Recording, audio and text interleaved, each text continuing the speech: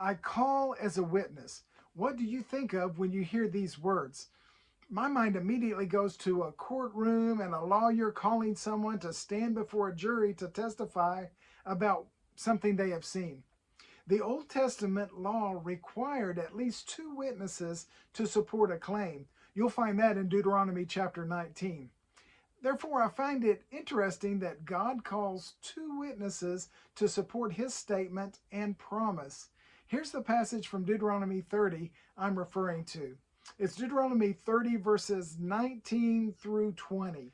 I call heaven and earth to witness against you today that I have set before you life and death, blessings and curse. Therefore choose life that your offspring may live, loving the Lord your God, obeying his voice, and holding fast to him.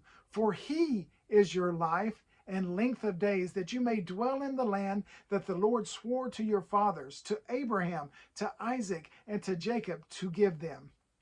Now, this should make you want to back up and read the earlier part of the conversation.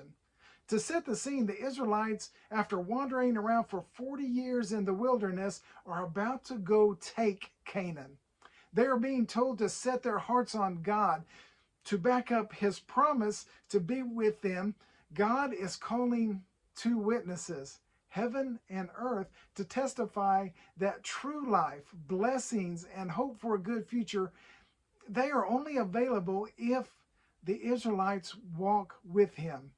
Heaven declares that God is true to his promise, and earth testifies to what they have already seen and experienced as God cared for them, provided for them, and went with them before them into battle.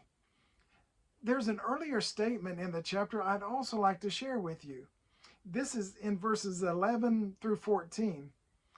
For this commandment that I give you today is not too hard for you, neither is it far off. It is not in heaven, that you should say, who will ascend to heaven for us and bring it to us, that we may hear it and do it? Neither is it beyond the sea, that you should say, who will go beyond the sea for us and bring it to us, that we may hear it and do it? But the word is very near you. It is in your mouth and in your heart, so that you can do it. The interesting thing is that God is even nearer to us today because we have his Spirit. We've been given his Spirit to dwell in us, to guide us, to comfort us, and to bathe us in God's presence. We just need to keep him, as it says in verse 14, in our mouths and in our heart. Or to use Deuteronomy 30, verse 11, remember, God is not far off. So walk with him and have life. That is truly what it means for us to center. Thank you for taking time to do that with me today.